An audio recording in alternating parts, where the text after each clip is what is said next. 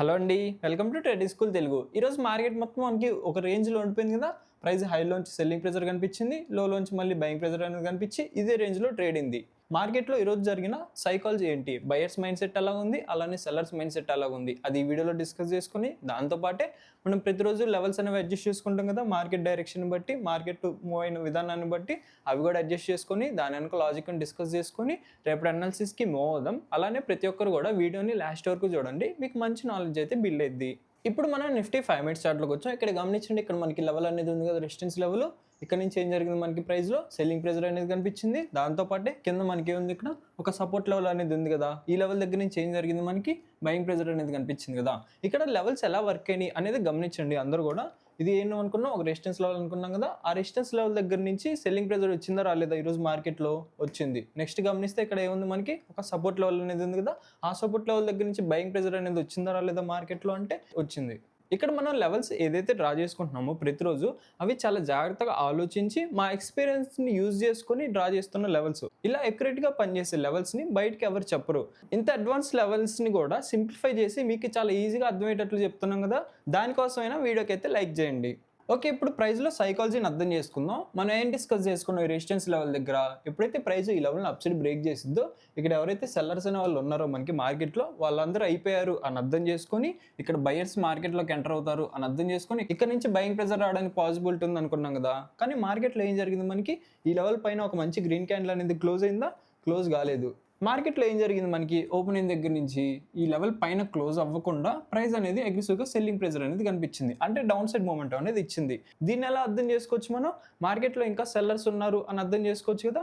Sellers ఉంటే ప్రైస్లో ఏం జరిగింది, మనకి ఫాల్ అనేది వస్తుంది. అదే మనకి ఇక్కడ కనిపించింది మార్కెట్లో. ఓకే, ఇంకో పాయింట్ మనం డిస్కస్ చేస్తూనే ఉన్నాం కదా ప్రతి వీడియోలో. ఏంటిది అది, ప్రైస్ అనేది క్లోజింగ్ ఏరియా దగ్గర నుంచి గ్యాప్ అప్ లేదా గ్యాప్ డౌన్ అయినప్పుడు ఇది ఎలా యాక్ట్ అవడానికి పాసిబిలిటీ అనేది ఉంది. మనకి క్లోజింగ్ జోన్ ఒక సపోర్ట్ లాగా యాక్ట్ అయింది, లేదు ఒక రెసిస్టెన్స్ లాగా యాక్ట్ అవడానికి పాసిబిలిటీ అనేది ఉంది. అంటే ప్రైస్ అనేది గ్యాప్ అప్ అయితే ఇది ఒక సపోర్ట్ లాగా యాక్ట్ అవడానికి పాసిబిలిటీ అనేది ఉంది, లేదు ప్రైస్ అనేది గ్యాప్ డౌన్ అయితే ఇది ఒక రెసిస్టెన్స్ లాగా యాక్ట్ అయింది. ఓకేనా. ఈరోజు మార్కెట్లో ఏం జరిగింది అనేది గమనిద్దాం మనం. ప్రైస్ ఏం జరిగింది, మనకి గ్యాప్ అప్ అనేది ఓపెనింగ్ కదా. గ్యాప్ అప్ ఓపెన్ అయిందంటే క్లోజింగ్ ఏరియా ఎక్కడ ఉంది, మనకి ఇక్కడ ఉంది. దీన్ని మైండ్లో పెట్టుకోండి అందరూ కూడా. ఇక్కడ ఒక లైన్ అనేది డ్రా చేసుకోవచ్చు, ఒక జోన్ అయినా డ్రా చేసుకోవచ్చు మీరు. ప్రైస్ ఓపెనింగ్ దగ్గర నుంచి ఏం జరిగింది, మనకి సెల్లింగ్ ప్రెషర్ అనేది కనిపించింది కదా.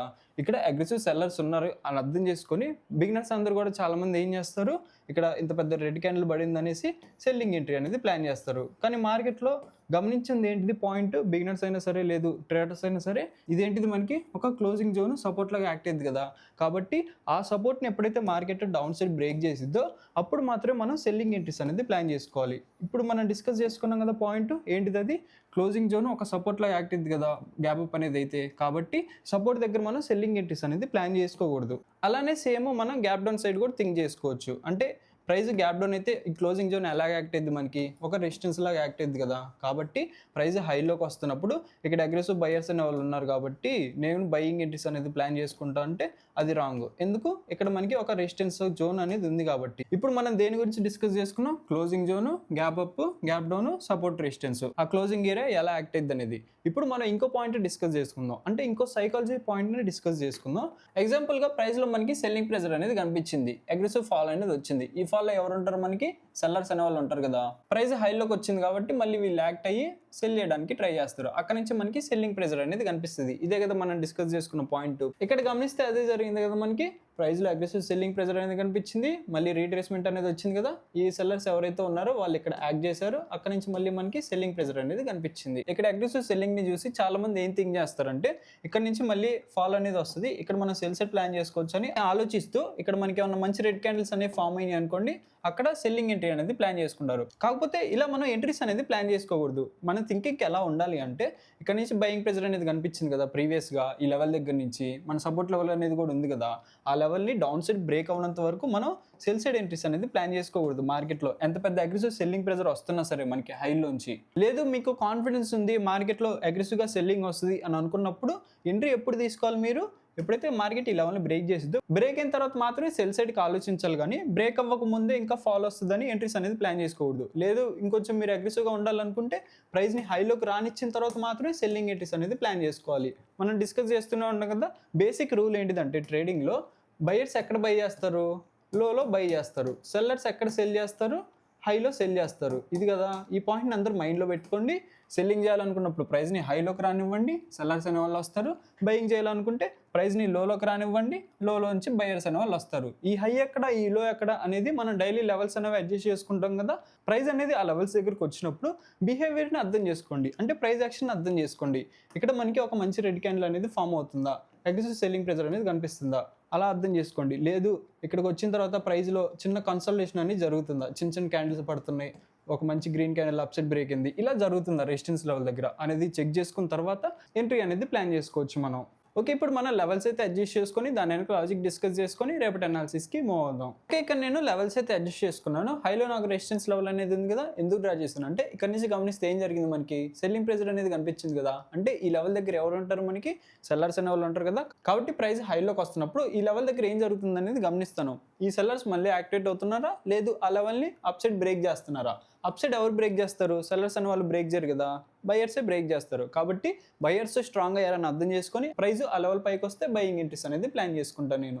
రెసిస్టెన్స్ లెవెల్స్ని మనం అలా అర్థం చేసుకుంటాం. లేదు ప్రైస్ లోలోకి వస్తుంటే ఇక్కడ నాకు సపోర్ట్ లెవెల్ అనేది ఉంది కదా, దీన్ని కొంచెం అడ్జస్ట్ చేశాను డౌన్ సైడ్కి. ఎందుకంటే ఇక్కడ నుంచే కదా మనకి బయింగ్ ప్రెజర్ అనేది స్టార్ట్ అయింది కొంచెం. అంటే ప్రైస్ ఎలా బిహేవ్ చేసింది, ఈ లెవెల్ దగ్గర నుంచి అప్ సైడ్ వచ్చింది, ఫాల్ అయింది, అప్ సైడ్ వచ్చింది, ఫాల్ అయింది, అప్ సైడ్ వచ్చింది.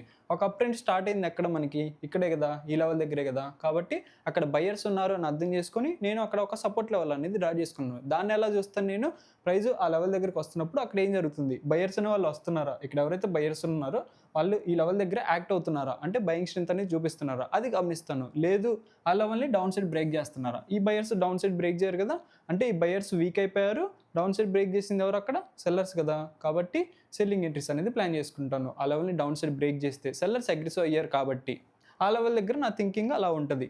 లేదు ప్రైస్ లోలోకి వస్తుంటే ఇక్కడ నాకు సపోర్ట్ లెవెల్ అనేది ఉంది కదా, దీన్ని ఎందుకు డ్రా చేశాను, ఇక్కడ నుంచి గమనిస్తే ఏం జరిగింది, మనకి సేమ్ అప్ ట్రెండ్ అనేది ఫామ్ అయింది కదా. బయింగ్ ప్రెజర్ స్టార్ట్ అయింది ఇక్కడే కాబట్టి మళ్ళీ ప్రైస్ ఆ లెవెల్ దగ్గరికి వస్తున్నప్పుడు బయర్స్ అనే వాళ్ళు ఉంటారు అని అర్థం చేసుకొని అక్కడ నేను ఒక సపోర్ట్ లెవెల్ అనేది డ్రా చేసుకున్నాను. ఓకే, ఇప్పుడు నేను లెవెల్స్ అయితే మెన్షన్ చేశాను కదా. రేపటి ప్లాన్ ఏంటిదంటే నాది, ప్రైస్ హైలోకి వస్తున్నప్పుడు ఇక్కడే ఉంది నాకు ఒక రెసిస్టెన్స్ లెవెల్ అనేది ఉంది కదా. ఎందుకు, ఇక్కడ సెల్లర్స్ అనే వాళ్ళు వచ్చారు కాబట్టి. ఎంత ఉంది నాకు లెవెల్, అది 26,010 కదా. ఆ లెవెల్ ఎప్పుడైతే మార్కెట్ అప్సైడ్ బ్రేక్ చేసిందో అక్కడ నుంచి నేను బయింగ్ ఎంట్రీస్ అనేది ప్లాన్ చేసుకుంటాను. మార్కెట్లో బయింగ్ రావడానికి పాసిబిలిటీ అనేది ఉంది మనకి. బ్రేక్ ఇన్ ఎంట్రీ అనేది ప్లాన్ చేసుకుంటా, లేదు అప్సైడ్ బ్రేక్ చేసి రీటెస్ట్ చేసుకుంటా కదా, ఆ రీటెస్ట్లో కూడా నాకు ఏమైనా బయింగ్ ఎంట్రీ సెటప్ దొరికితే బై సైడ్ ఎంట్రీ అనేది ప్లాన్ చేసుకుంటా. లేదు ప్రైస్ లోలోకి వస్తుంటే ఇక్కడ నాకు సపోర్ట్ లెవెల్ అనేది ఉంది కదా, ఎంత 25,893.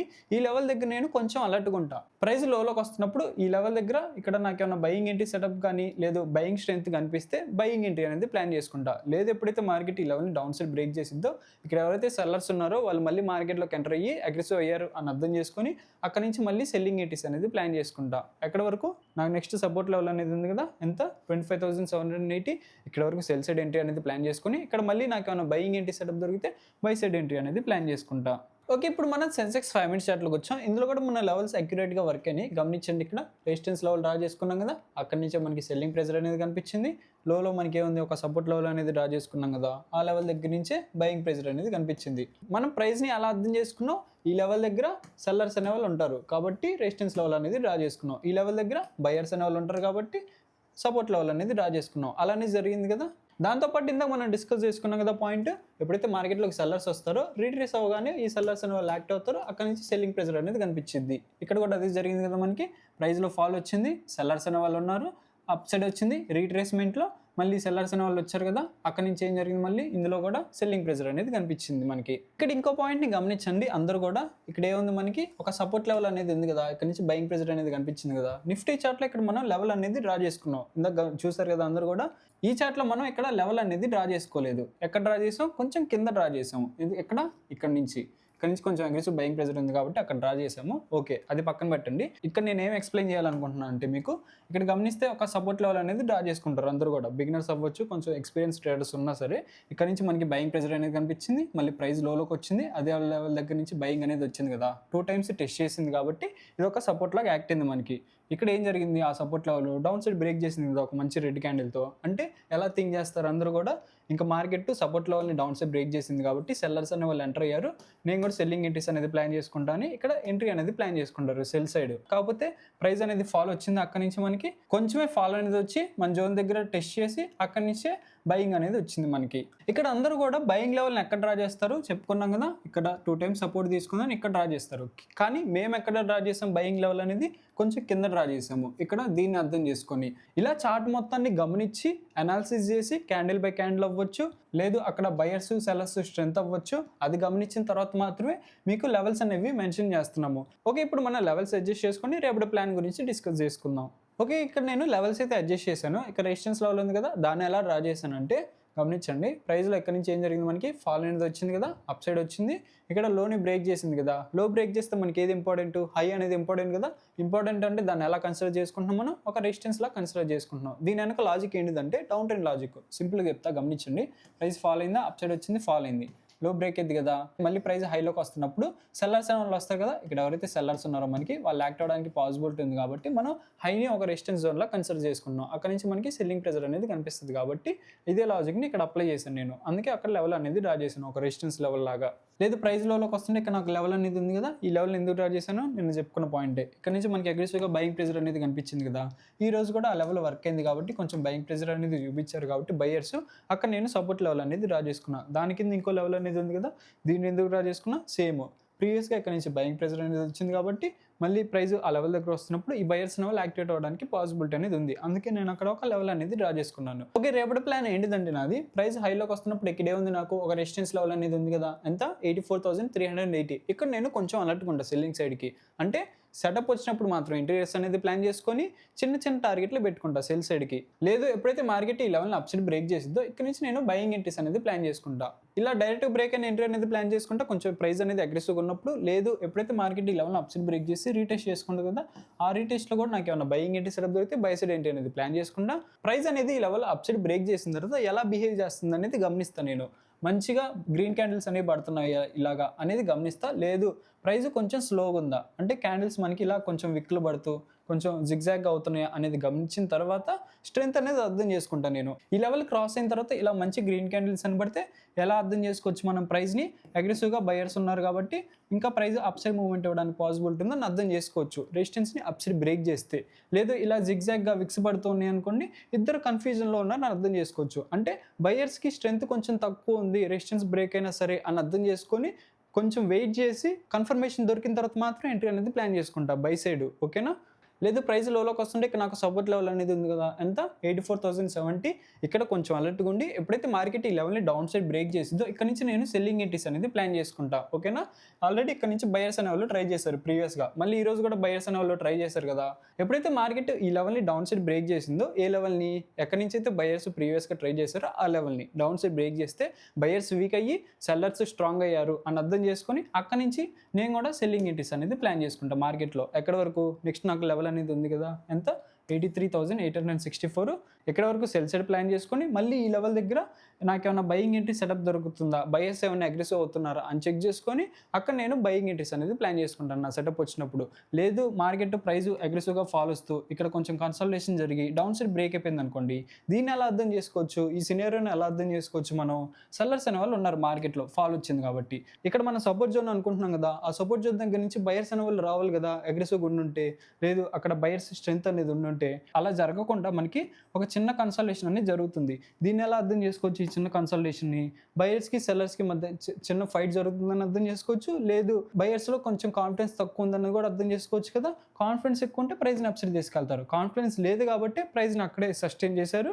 ఎప్పుడైతే మళ్ళీ సెల్లర్స్ అనే వాళ్ళు అగ్రెసివ్ అవుతారో అప్పుడు మనం సెల్లింగ్ ఎంట్రీస్ అనేది ప్లాన్ చేసుకోవచ్చు. సెల్లర్స్ అగ్రెసివ్ అయ్యారని ఎప్పుడు కన్ఫర్మ్ అయ్యింది మనకి, ఎప్పుడైతే మార్కెట్ ఈ లెవెల్ని డౌన్ సైడ్ బ్రేక్ చేసిందో. అలా మనం చార్ట్లో లెవెల్స్ అనేవి డ్రా చేసుకొని ఆ లెవెల్స్ దగ్గరికి వచ్చిన తర్వాత బయర్స్ మైండ్ సెట్ ఎలా ఉంది, సెల్లర్స్ మైండ్ సెట్ ఎలా ఉంది అది అర్థం చేసుకున్న తర్వాత మాత్రం ఎంట్రీస్ అనేది ప్లాన్ చేసుకుంటాం మనం. ఓకే, ఇప్పుడు మనం బ్యాంక్ నిఫ్టీ చార్ట్లోకి వచ్చాం. ఇక్కడ లెవెల్స్ అనేవి అడ్జస్ట్ చేసుకున్నాం. ప్రైస్ హైలోకి వస్తుంటే నాకు రెసిస్టెన్స్ లెవెల్ ఎక్కడ ఉంది, 60,796. ప్రైస్ లోలోకి వస్తుంటే నాకు సపోర్ట్ లెవెల్ ఎక్కడ ఉంది, ఫస్ట్ది ఇక్కడ ఉంది 60,606. లేదు ప్రైస్ లోలోకి వస్తున్నా సరే ఇక్కడ నుంచి మనకి బయింగ్ ప్రెజర్ అనేది కనిపించింది కదా, కాబట్టి ఇక్కడ నేను కొంచెం అలర్ట్గా ఉంటాను. లేదు ప్రైస్ లోలోకి వస్తుంటే నాకు నెక్స్ట్ సపోర్ట్ లెవెల్ ఎక్కడ ఉంది, ఇక్కడ ఉంది 60,149. ఇక్కడ మన లెవెల్స్ అయితే అడ్జస్ట్ చేసుకున్నాం కదా. దీని వెనక లాజిక్ ఏంటిదంటే ప్రీవియస్గా మనం ఎక్స్ప్లెయిన్ చేసుకున్నాం కదా, నిఫ్టీ చార్ట్లో అవ్వచ్చు, సెన్సెక్స్ చార్ట్లో అవ్వచ్చు, అదే లాజిక్ని బేస్ చేసుకొని ఇక్కడ లెవెల్స్ అనేవి అడ్జస్ట్ చేసుకున్నాను. ఒకసారి అది చెక్ చేశారనుకోండి, ఇక్కడ ఎందుకు డ్రా చేసాం, ఎలా డ్రా చేసాం అనే క్లారిటీ మీకు వస్తుంది. ఇప్పటివరకు మనం వీడియోలో ఏదైతే డిస్కస్ చేసుకున్నామో దాన్ని కేవలం ఎడ్యుకేషనల్ పర్పస్ కింద తీసుకొని మీ ఓన్ అనాలిసిస్ మీరు చేసుకున్న తర్వాత మాత్రం ఎంట్రీస్ అనేది ప్లాన్ చేసుకోండి. నా అనాలిసిస్ నచ్చినట్టయితే వీడియోకి అయితే లైక్ చేసి, డౌట్స్ ఉంటే కామెంట్ చేసి ఛానల్ సబ్స్క్రైబ్ చేసుకోండి. Thank you.